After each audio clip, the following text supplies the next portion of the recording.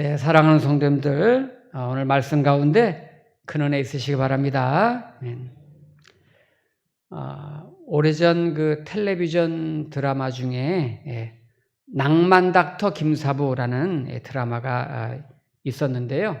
이 드라마가 히트를 쳐가지고 시즌2, 시즌3 계속 나왔던 것 같아요. 어떤 분이 저한테 목사님도 이런 드라마는 보셔야 됩니다. 이렇게 해서 저도 이제 시즌 1인가 2인가 몇 편을 이제 골라서 본 적이 있습니다. 그 드라마를 보니까 그 드라마는 강원도 정선의 작은 병원을 배경으로 하는 드라마인데요. 그 드라마를 보면서 저 병원이 꼭 교회 같구나. 이제 그런 생각을 가지게 되었고, 저 드라마를 이렇게 몇 번 보면서 저도 여러 가지 깨닫는 것도 있고, 나름 이제 도전받는 것도, 그런 내용도 많이 있었습니다. 가만히 보니까, 그 드라마에 보니까 의사 그룹이 이렇게 형성이 되는데, 크게 2개 그룹이 있는 것 같아요. 이 2개 그룹이 대립하고 갈등하는 그런 구조로 이제 진행이 됩니다. 그리고 2개 그룹 중에 1개 그룹은 아주 건강하고 좋은 의사들, 착한 의사들 그룹이고, 또 한 그룹의 의사는 좀 나쁜 그런 의사, 좀 약간 병든 것 같고 좀 이렇게 좋지 못한 의사들 그룹이 이렇게 형성이 되어 있는데, 그 2 그룹의 의사들이 서로 이제 갈등을 하고 다투는 내용이 드라마 속에 계속 전개가 됩니다. 좀 좋지 않은 그런 좀 나쁜, 좀 이렇게 병든 그룹 같은 그런 의사들은 환자한테는 별로 마음이 없어요. 관심이 없고 자기 지위와 권력을 이용해 가지고 좀 더 출세하려고 하고 좀 더 명예를 얻으려고 하고 이런 쪽에, 맨 그런 쪽에만 관심을 갖고 있는 의사들이고, 다른 그룹, 건강하고 좀 착한 그런 좋은 의사들은 김사부라는 그 주인공이 있는데, 그 주인공 중심으로 모이는데, 이 사람들은 정말 환자를 너무 사랑하고 환자 한 사람 한 사람을 진심으로 돌보려고 하는 그런 마음들, 그래서 환자를 치료하는데 온갖 마음을 다 쓰는 그런 좋은 그룹의 이제 의사들이 이렇게 있어요. 제가 이제 몇 편을 쭉 진행하면서 보니까 좋은 그룹의 그런 의사들과 또 별로 좋지 않은 게 나오는 그런 의사 그룹들이 진행되는 걸 보면서 차이점은 결국 근본적으로는 딱 한 가지더라고요. 뭐냐? 건강한 의사, 좋은 의사들은 의사로서의 본질, 의사로서 자기가 하고 있는 일에 대한 그런 소명과 사명이 분명한 거예요. 그 자기의 사명에 대해서 끊임없이 고민하고 성실하게, 진실하게 그 환자들을 대하는 거고, 그 다음에 좋지 않은 그룹에 속한 이 의사들은 사명이라든지 의사로서의 본질이라든지 이런 거에 대한 관심도 없고 고민도 없어요. 그냥 출세지향적인, 어떻게든 자기 욕심을 챙기려고 하는 그런 마음들, 이것뿐인 의사들 그룹이 이렇게 있는 거예요. 제가 그 설교 중에 보니까 오늘 설교하다 보니까, 준비하다 보니까 그 드라마가 떠올라가지고, 그 드라마에서 이제 그 김사부라든지 몇몇 사람들이 이제 했던 말들, 일종의 이제 명대사라고 하잖아요. 그런 거가 생각이 나서 이제 인터넷으로 검색을 해봤어요. 그랬더니 여러 가지 이제 그 명대사들이 나오는데, 그 중에 이런 대사들이 있었어요. 살릴 수 있는 환자를 포기하는 순간 그건 의사가 아니라 장사꾼이 되는 거야. 이런 말. 그리고 이제 아마 무슨 일로 화가 났나 봐요. 화가 막 나가지고 의사로서 이제 정체성을 드러내는 말을 하는 대목인데, 환자로서의 인권, 의사로서의 윤리강령, 내 앞에서 그런 거 따지지 마. 내 구역에서는 오로지 하나밖에 없어. 살린다. 무슨 일이 있어도 살린다. 참 의사로서 그런 사명이 있는 거죠. 그리고 또 이제 이것도 약간 화가 나서 하는 말 같은데, 사람 살리는 거 그거 내 주종목이야. 왜? 이런 말. 이런 말. 이게 명대사로 이런 말들이 기록되어 있어요. 왜 이런 말들을 사람들이 이제 명대사로 뽑았을까? 그거는 의사로서의 그런 본질, 그런 사명이 있기 때문에, 그런 내용이 있기 때문에, 그 어떤 것보다도 중요한 게 의사로서 사람을 살려내고 사람을 구원해내고 고쳐내고, 이게 의사의 본질이잖아요. 이제 그런 이제 드라마나 그런 말들을 저도 보고 들으면서 목사로서의 그런 본질, 목사로서는 사명을 다시 생각하게 되었고, 또 우리 성도님들도 내가 하나님을 믿는 그런 성도로서 주님을 따르는 제자들로서 우리 자신 한번 돌아봤으면 좋겠다 생각이 들어요. 오늘 우리가 읽은 본문은 예수님이 이 땅에 오신 목적, 그 본질과 사명을 마지막 최종으로 숨을 거두시면서 십자가에서 마지막 돌아가시는 그런 장면, 본인이 이 땅에 온 목적을 완수하시고 본질을 이뤄내시는 모습을 보여주면서 너희도 이렇게 살아라, 이런 모습을 우리에게 보여주는 대목이 있습니다. 자, 오늘 그런 마음을 가지고 오늘 한번 본문을 보시겠습니다. 자, 오늘 15장 33절에 보시면 제6시가 되매, 이 마가복음은 마가가 기록을 했는데요, 예수님의 십자가의 고난과 죽음에 대해서 의도적으로 좀 디테일하게 3시간 간격으로 기록을 하고 있어요. 3시간 간격. 한번 확인해 볼까요? 15장 25절을 한번 보세요. 25절. 15장 25절 보시면 때가 이제 3시가 되어 십자가에 못 박으니라. 네. 예수님이 십자가에 못 박힌 시간이 3시에다가 유대인 시간에다가는 6시간을 더하면 우리나라 시간이 돼요. 지금 우리나라 시간. 그러니까 3시에다가 6을 더하면은 아침 9시. 그죠? 지금 아침 9시에 예수님이 15장 25절에서는 십자가에 못 박힌 거고, 그 다음에 오늘 15장 33절에 제6시가 되매, 여기다 여러분 6을 더하면 어떻게 돼요? 정오 12시가 된 거예요. 정오 12시에 온 땅이 어두워진 거예요. 그 다음에 34절. 제9시에, 9시는 오후 3시. 오후 3시에 예수께서 크게 소리 지르시되 엘리 엘리 라마 사막다니 하시니 하면서 이때 숨을 거두시죠. 오후 3시에. 그리고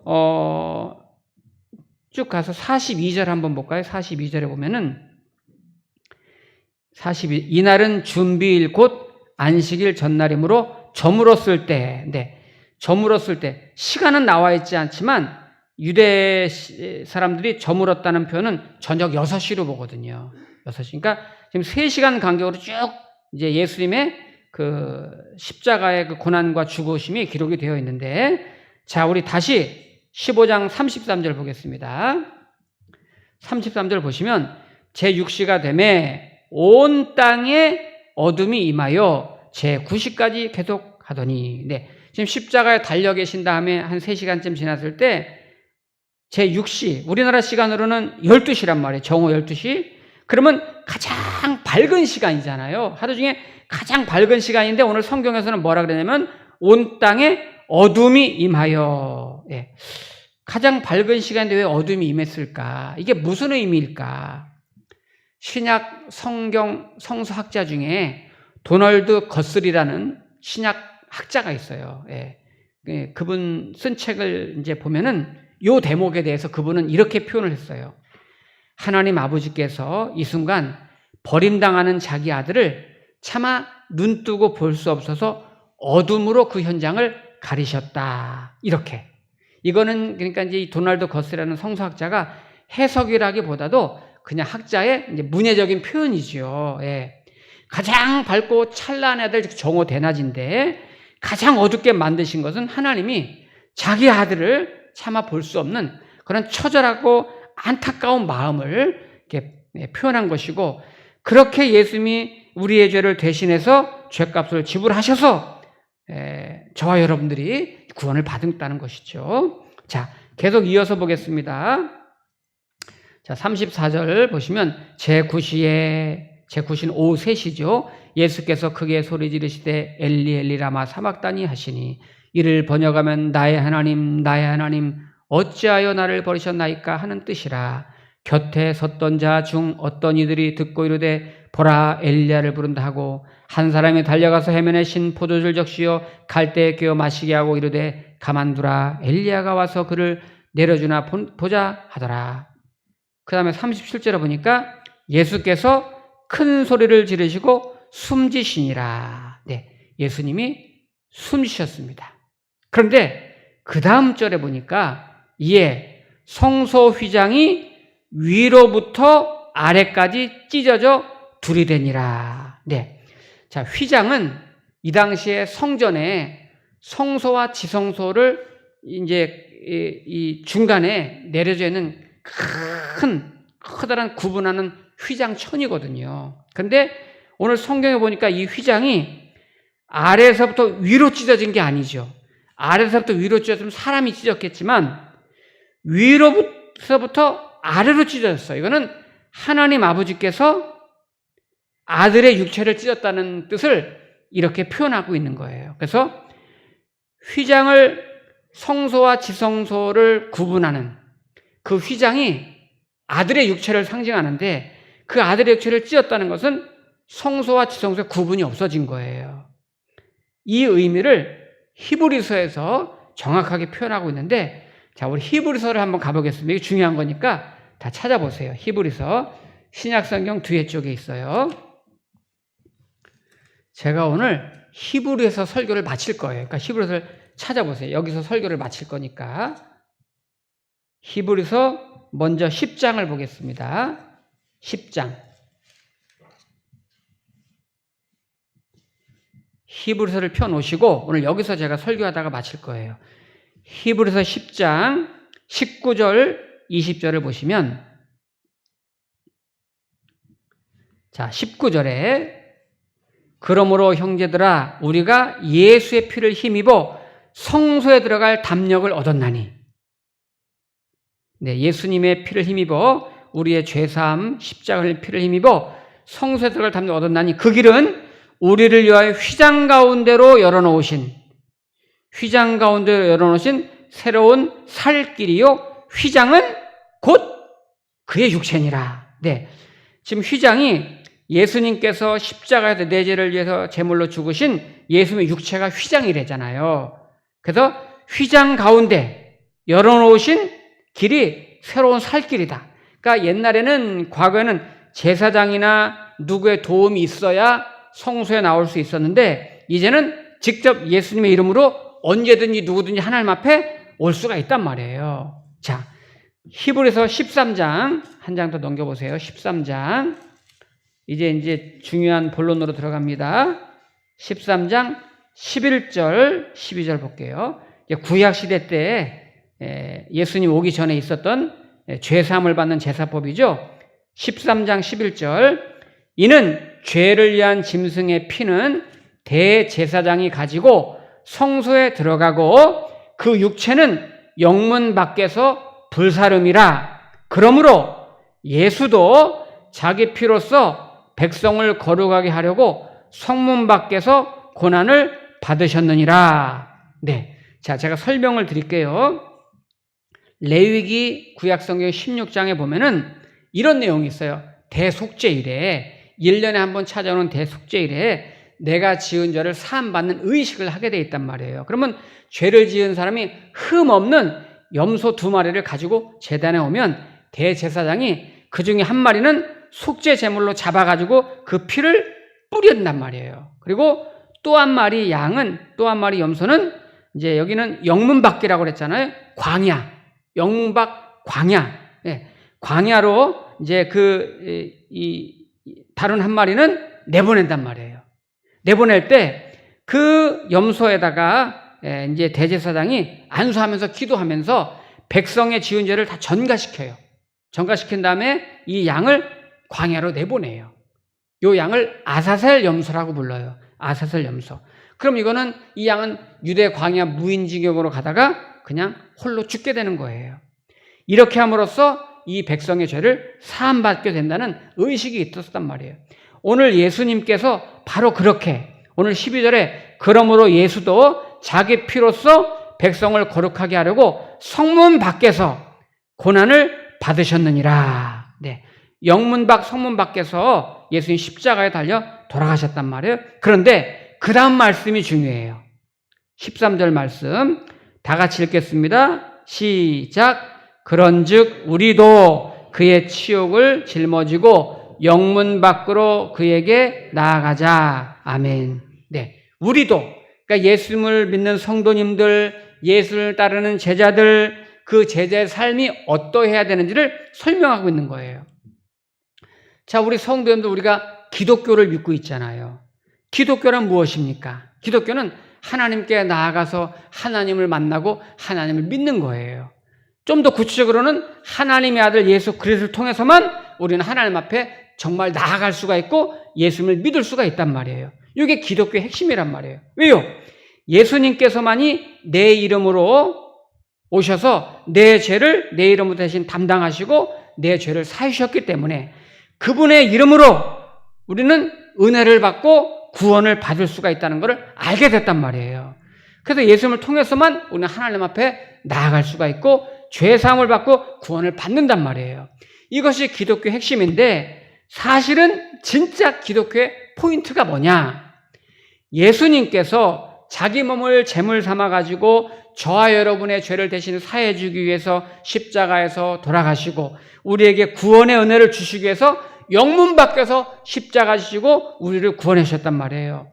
그렇다면 그 예수님을 믿고 따르는 저와 여러분들도 예수님의 구원을 받았다면 예수님이 영문 밖으로 나가신 그 십자가의 길을 우리도 예수님처럼 따라가야 된다 하는 것이 오늘 핵심이에요. 오늘 13절 말씀이 그 말씀이에요. 그런즉 우리도 그의 치욕을 짊어지고 영문 밖으로 그에게 나아가자. 예수님의 사랑 본받아서 우리도 그렇게 살아내야 된다는 거예요. 가끔 어떤 성도님들 대화하다 보면 난 억울해요, 진짜. 나 억울해. 속상해. 이런 분들 계세요. 그 사정은 깊이 알 수 없지만 여러분, 하나님 앞에서는 우리가 사실 억울할 거 없어요. 왜 뭐 때문에 억울합니까? 하나님 앞에. 제가 이제 운전을 하고 가다가 라디오에서 여성시대인지 어떤 그 사연을 이렇게 쭉 이렇게 누가 이제 투고를 하면 사연을 읽어주고 낭독해주는 그런 프로그램을 이제 듣게 됐습니다. 듣게 됐는데 거기서 기가 막힌 사연이 나오더라고요. 첫 아기를 임신한 젊은 새댁이 이제 편지를 쓴 거예요. 라디오에다가. 이 젊은 새댁이 먹고 싶은 것이 참 많았는데 어느 날 갑자기 떡이 먹고 싶더래요. 떡. 그런데 그때 마침 이웃집 아주머니가 어떻게 알았는지 인절미 떡 한 접시를 갖다 줬는데 김이 모락모락 나는 인절미 얼마나 맛있겠어요. 먹고 싶어가지고 얼른 먹으려고 하다가 오늘 아침에 일찍 출근해서 밤늦게 돌아오는 남편 고생하는데 남편 오면 같이 먹어야지. 그러고서 먹고 싶은 마음 꼭 참고 이게 다시 이제 잘 뒀어요. 참 새댁 마음이 아름답죠. 이제 저녁에 남편이 퇴근하고 들어왔습니다. 그러니까 새댁이 고생했다고 어서 왔냐고 얼른 내가 저녁 차릴 테니까 얼른 오라고. 그리고서 이제 아침에 받아뒀던 그 인절미 떡 한 접시를 식탁에다 먼저 올려놓고 그리고 이제 얼른 주방에서 막 음식 준비하고 있는 거예요. 근데 남편이 이제 간단히 씻고 식탁에 딱 앉았는데 웬 떡이야. 묻지도 않고 떡을 막 먹는데 한 개도 남기지 않고 다 먹은 거예요. 혹시 그런 분이 참 무심한 남편이죠. 근데 그렇게 세월이 한참 흘렀는데 이 새댁이 나이가 환갑이 넘은 할머니가 되었는데도 인절미만 보면 남편이 얄미운 거예요. 30년, 40년 흘렀어도 인절미만 보면 큰 남편이 미운 거예요. 자, 어떻게 해야 됩니까? 계속 기억하고 생각하면 물론 아내의 마음은 이해가 되죠. 그렇지만 자꾸 그거 미워하고 생각하면 본인만 불행해지는 거예요. 마음은 알지만 안 좋은 일은 빨리 잊어버리고 용서해야 될 사람은 용서해야 됩니다. 그 용서를 풀지 않으면 본인이 더 힘들고 아픈 거예요. 우리가 예수님께 큰 사랑을 받고 정말 말로 할 수 없는 용서를 받았습니다. 우리가 주님의 용서를 경험한 사람들이라면 용서의 은혜를 다른 사람에게도 나도 베풀 수 있어야 된다는 거예요. 그런데 용서의 은혜를 그렇게 많이 받았고 큰 용서를 받았음에도 불구하고 오히려 교인들이 성도들이 더 용서를 못하는 수도 많아요. 그 어른들 가끔 얘기하더만요. 안 믿는 사람들은 에이 술 한잔하고 그래 우리 풀자 이러는데 예수 믿는 사람들은 술을 못해서 그런가 안 풀어. 여러분 교회의 역할이 뭐예요? 예. 누구든지 교회 오면은 받아주고 들어주고 품어주고 용납해주는 것이 교회가 돼야 되잖아요. 여러분 이건 목사 혼자 살 역할이 아니잖아요. 우리 모든 성도들이 이런 것들을 훈련을 해야 되는 거예요. 예수님께서 십자가에 달리셨을 때 하나님이 침묵하시면서 가만히 계신 거기에도 메시지가 있는 거예요. 십자가 주변의 로마 군인들, 대제사장들, 서기관들, 바리새인들이 예수를 향하여 온갖 악행을 저지르고 저주를 퍼붓습니다. 그럼에도 불구하고 하나님은 아들을 내어주시면서 침묵하고 계시는 그 아버지의 마음이 어떻겠어요? 그때 아버지 마음은 다른 마음이 아니에요. 그럼에도 불구하고 내가 아들을 내어준다. 이 말은 뭐예요? 내가 너를 용납해주고 용서해주고 내가 너를 더 기다리고 받아주겠다는 그런 하나님의 정말 그런 따뜻한 마음이지요. 우리 한국 교회와 또 우리 성도님들이 실제 신앙생활의 현실 속에서 정말 꼭 절박하게 실천해야 될 그런 신앙에 적용해야 될 그런 내용이 뭔가. 정말 내가 예수 그리스도의 십자가의 은혜로 구원을 받고 그 사랑을 안다면 내가 십자가의 은혜를 정말 통과한 사람, 그 주님을 내가 인격적으로 영접한 사람이 맞다면 정말 하나님께서 나에게 그리스도인으로서 현장에서 사는 동안에 원하시는 것이 뭘까? 나를 힘들게 하고 나를 아프게 하고 때로 나를 골탕 먹이는 그 사람들에게까지도 내가 기다려주고 받아주고 용납하고 용서할 수 있는 그런 주님의 마음이 있기를 여러분 축복합니다. 제가 벌써 오래전인데 목사 안수 받을 때 처음으로 이제 목사가 되는 거죠. 목사 안수를 받고 임직식을 할 때 그때 목사님이 이제 임직받는 목사에게 이제 해주시는 말씀이 있어요. 그 순서에. 근데 목사님이 제가 이제 전도사 과정을 끝내고 이제 목사가 되는 순간에 그 목사님이 주시는 말씀이기 때문에 제가 그 말씀을 정말 명심하게 듣고 지금도 그렇게 살려고 애쓰고 있는데 그때 그 말씀이 무슨 말씀이었냐면 그 목사님은 연세가 많이 드셨잖아요. 목회는 가슴앓이 하는 것이다. 그렇게 말씀하시더라고요. 저는 그때는 그걸 잘 몰랐어요. 지금은 조금 알 것 같아요. 목사는 목회라고 하는 게 평생 가슴앓이 하는 게 그게 목회다. 그래요. 성도가 어떤 성품의 성도든지 어떤 성격의 성도든지 목사는 사람을 대하고 성도를 대할 때 아프게 하고 힘들게 하고 싫어하고 미워하고 속상하게 하는 성도를 만날지라도 그래도 사랑해야 된다.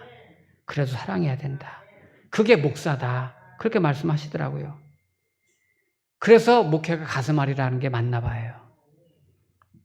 저는 평생 그 말씀 새기면서 목회하고 있어요. 왜요? 그 사람도 주님이 사랑하는 성도잖아요.